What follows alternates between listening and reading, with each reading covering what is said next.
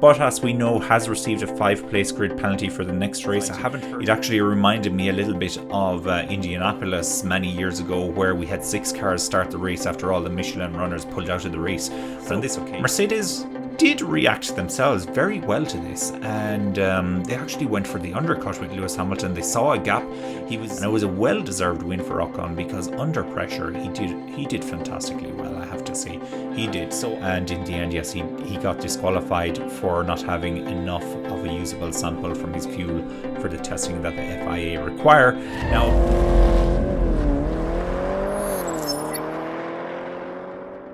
Esteban Ocon won the Hungarian Grand Prix 2021, and that was a major surprise. I don't think any of us saw this one coming.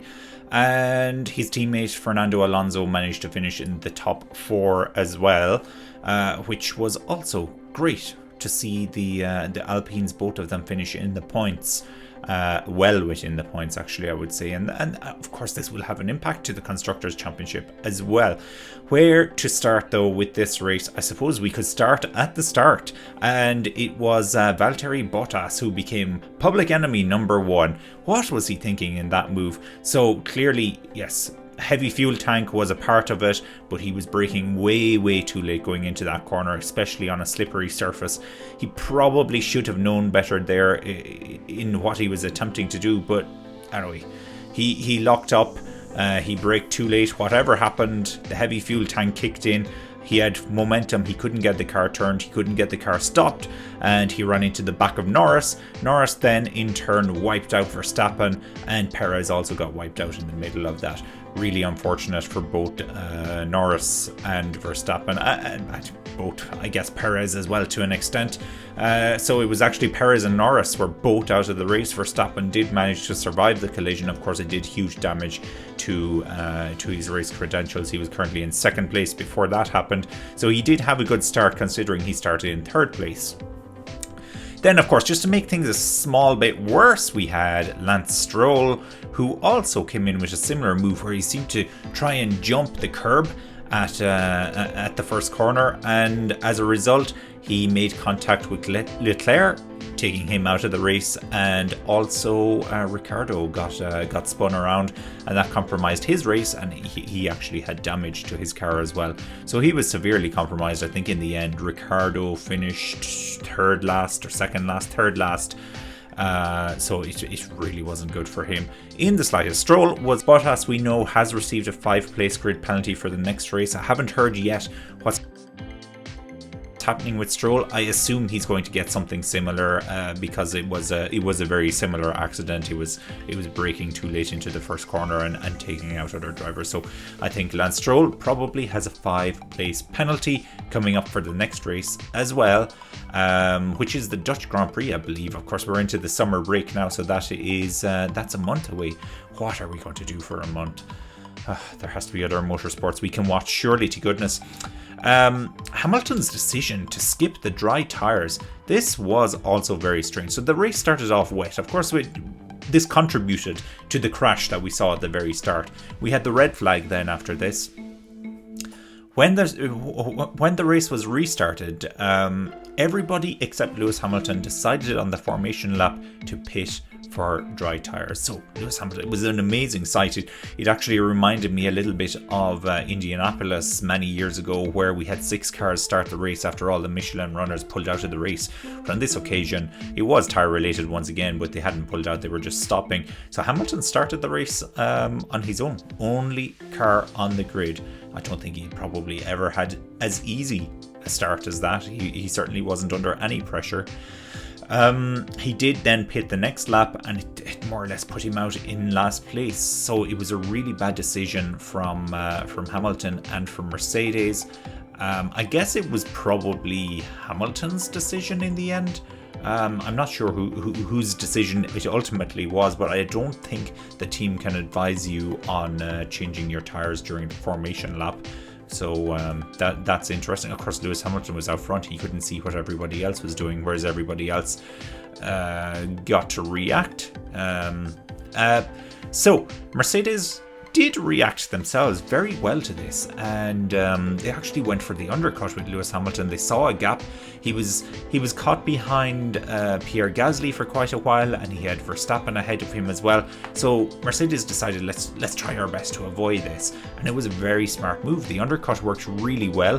When Verstappen pitted, who was in a similar position to Hamilton, he came up behind Hamilton, so there was no on-track overtake between Hamilton and Verstappen. So we were deprived of that battle, unfortunately, with everything that happened. But I guess we just need to let that one cool down a little bit after everything we saw at the British Grand Prix. So Mercedes went for the undercut, and they called the pit stop strategy from there. They really set the tone for the race, and the plan was get Lewis out into some space on hard tyres, just go hell for leather, just go for it. And this was absolutely crucial for his race. This was the making of it. So that was a really good call from Mercedes. I have to applaud them there. They were really smart with that strategy, and it worked really well for them. And it's why Hamilton finished where Hamilton did finish. Verstappen, by contrast, he really struggled. Was it the track, or was it the damage, or was it both? So he did pick up quite a substantial piece of damage in the impact with Norris at the first corner. We saw in the pit lane then, when they stopped the race for the red flag, that the side pod and everything, it was cracked, there was a hole in it, there was a lot of aero damage to the car. Now they did seem to get quite a few repairs done, but Verstappen never really had the speed. Now you have to couple that with the fact that the Hungarian Grand Prix is traditionally a very tight race, very hard to overtake. It's almost like Monaco, except without the walls around the place. So it's not a traditional overtaking circuit. So I suspect that this contributed to both. It was the track and it was the damage, and Verstappen really struggled, and he was struggling for a long time to even get into the points. He was behind Ricciardo for quite a period of time as well before he eventually got that move done. Next up, Ocon versus Vettel. What a great battle that was. So it was Esteban Ocon who won the race. Sebastian Vettel was in second, but it was very tight, very tight, especially in and around the pit stops as well. Vettel definitely was within the DRS range of Ocon from time to time as well, so that was a great battle. Vettel felt like he had the faster car, and he probably did have the faster car.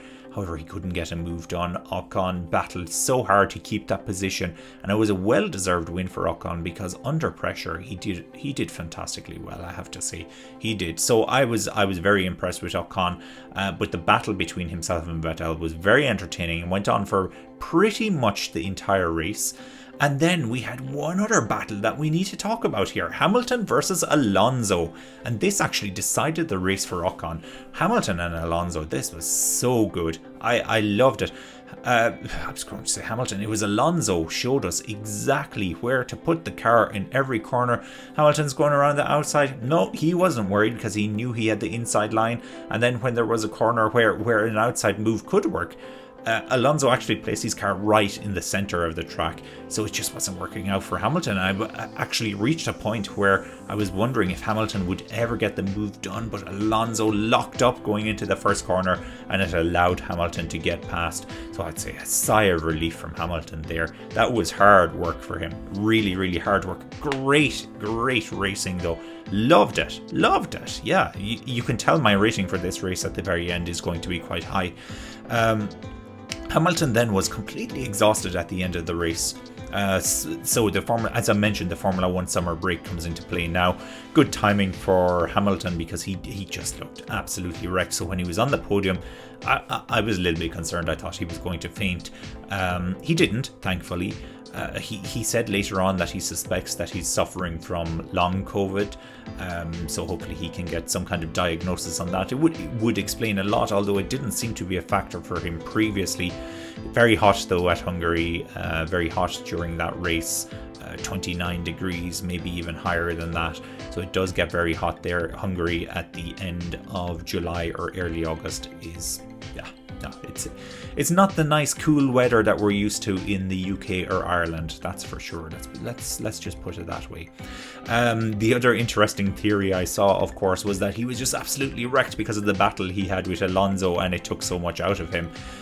Coming back to the Alonso battle for a second, Hamilton was critical of Alonso. He claims that he was braking too early, but I saw a great interview afterwards with Alonso, where Alonso just said, well, have the FIA reprimanded me? Hopefully the FBI don't reprimand him. Have the FIA reprimanded me? No, don't see an issue. And I guess he's right. So yes, Hamilton was exhausted. Long COVID coming into play. Long COVID is going to be such a health issue for so many people moving forward as well. But we're definitely going off topic with that. Today we were deprived of the Hamilton versus Verstappen battle. I mentioned that a little bit earlier. So we didn't have that on track, at least. Hamilton did get the undercut on Verstappen during the first pit stop to the hard tyres. Verstappen wasn't really at the races because of the damage and the track and everything else that we've spoken about as well.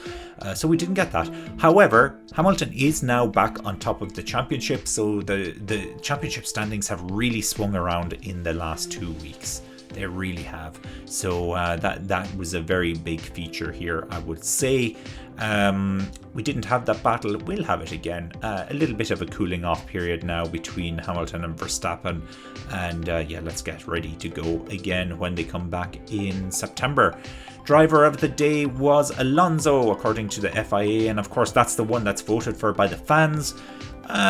He was great. He was really, really good. However, for me, driver of the day was definitely Ocon. I'm sorry that I disagree. I'm usually in total agreement with the fan choice, but I do disagree here. So Alonso was fantastic. However, Ocon does not have experience of leading a Formula 1 race. He does not have experience of holding on to that lead. He was under pressure from Vettel for the entire race. I'm sure he got a radio call at some stage as well to say that Hamilton was on the way. He kept his calm. He kept his cool. He controlled the race from the front, and he was the deserved winner on the day. And he was smart in the pit stops and everything else that you need to be as well. So for me, it was Ocon, definitely driver of the day. And he's a first-time winner, which is great. And he's another first-time French winner as well. And we went years and years without having a French winner since Jean Alesi, I think, was the last French winner we've had. Or was it Olivier Panis? Maybe let me know in the comments. It was either Olivier Panis or Jean Alesi that was the last French winner. And we went for ages and ages until finally last year we had Pierre Gasly winning in AlphaTauri. And now yesterday we had Ocon win. So great. And French in general with motorsports are very strong. We see as well what Quartararo is doing in the MotoGP. So yeah, it's a good time now for the French in motorsport. So that was driver of the day. Fastest lap went to Pierre Gasly. It looked like it was going to be Hamilton the whole time along, and then at the end, Pierre Gasly, he snuck in there. He sneaked it. He got it. He got the fastest lap, so he took a point away from Hamilton in doing that. So that would have been one more hammer blow for Max Verstappen if Hamilton could have gotten that, but no, it escaped him yesterday. Although I think looking at the overall mix and the bad decision from Mercedes at the very start not to change onto the dry tyres, I think Hamilton will be quite happy with his second place, third place finish, whatever you want to call it. So yes, we're looking at the final classification here. You can see Ocon was first, Vettel was second, Hamilton third, Sainz fourth, Alonso fifth, Gasly was in sixth place. We have Tsunoda, his teammate, in 7th. Latifi was in 8th. Russell was in 9th. And Verstappen was in 10th place, getting 1 point. However, since then, there has been a little bit of an update. And you'll just see the top 10 there once again in a nice illustrated format. Sebastian Vettel has been disqualified from the Hungarian Grand Prix. This is, I'm very disappointed, I have to say. Sebastian Vettel has really grown on me over the years from initially disliking him during his Red Bull days. I think he is a driver with a lot of integrity, and you can see the way he stuck around in Silverstone to pick up the trash. Yeah, it was a little gesture, but it came across really well. And even, he stuck up for so many people's principles as well. when he refused to take off the gay rights t-shirt during the Hungarian national anthem as well yesterday. So he was already on the radar of the stewards because of that. And in the end, yes, he got disqualified for not having enough of a usable sample from his fuel for the testing that the FIA require.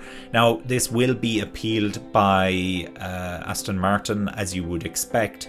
I've actually seen some interesting information that the race is only supposed to last for 2 hours. It actually lasted for 2 hours and 4 minutes, so there is a little bit of a mitigating factor there. Also, Aston Martin claimed there was enough fuel in the car to take the sample. So I'm not really sure where that's going to stand. So it's a little bit disappointing. But as things stand then, it does mean that Vettel is not classified in the top 10. It actually pushes Verstappen into 9th and Raikkonen into 10th place. And of course, crucially, Lewis Hamilton moves into 2nd place. And here is how the championship standings look. Lewis Hamilton is up into 1st place on 195 points. We have Max Verstappen in 2nd place on 187 points. So he drops down to 2nd. Norris stays where he is, Bottas stays where he is, and Perez stays where he is, and all 3 of those didn't finish yesterday, so no surprise that they remain static there, and I suppose they're lucky that Sainz wasn't any closer to them. Sainz takes advantage of the good finish, so of course he was classified 3rd after Vettel was disqualified. So Sainz is moving up beyond his teammate. Interestingly, of course, Leclerc didn't finish yesterday's race either, wiped out in the first corner. Gasly moves up then into 8th place. Ricciardo is now down into 9th. He did get he got no points. It was Raikkonen who got the final point. I thought it was Ricciardo for a while, but actually it was Raikkonen got the final point. And Ocon then moves up into 10th place, so ahead of his teammate again.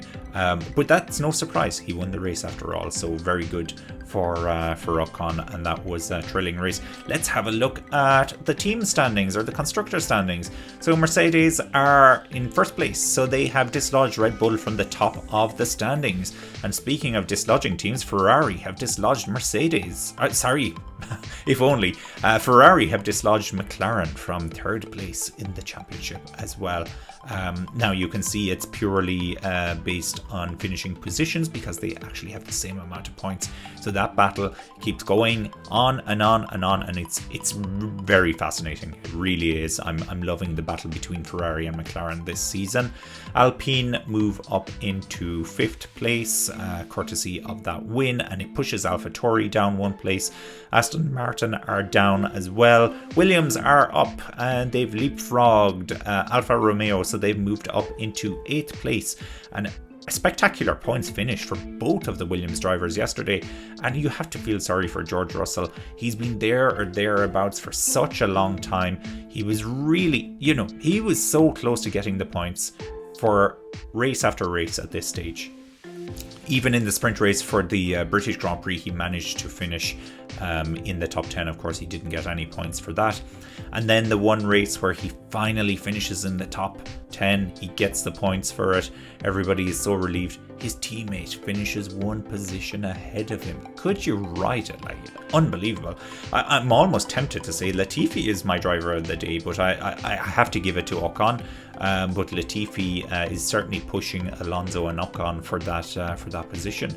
And he had quite a good gap on Russell for the majority of the race. I think in the end it was 3 or 4 seconds, the gap between them.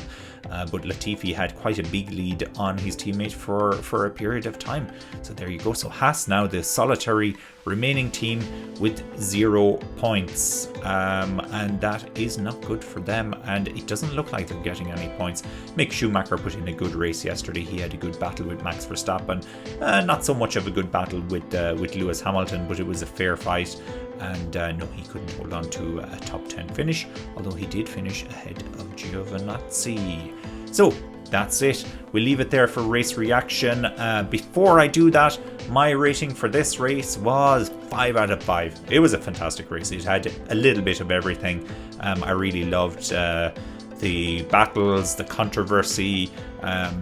Big crash was totally unexpected at the start. The immediate tyre swap, Hamilton starting on his own on the grid, Gasly taking the lead. Can he hold it? Oh, Vettel is going for the lead. He didn't manage to get it though. Great battle the whole way through. We had battles throughout the field. And of course Hamilton making his way through the field, which was exhilarating. And could he get it? Could he get it?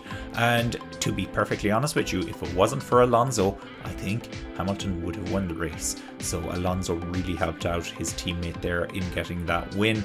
And that battle between Alonso and Hamilton was amazing. I really loved it. So that's it. I'll leave it there. It was a fantastic race. Don't forget to hit the like button, subscribe to the channel, hit the bell as well if you want to be notified about future videos, and leave us your comments in the comments section. Love getting your comments. Look, I know some people don't always agree with my point of view. As I said, it's a reaction video. I'm not a Formula 1 analyst. I'm a Formula 1 fan. So sometimes people won't agree with me. That's fine. We don't all have to get along, and I respect everybody else's opinion. So yes, thank you very much for watching, and we'll see you again really, really soon.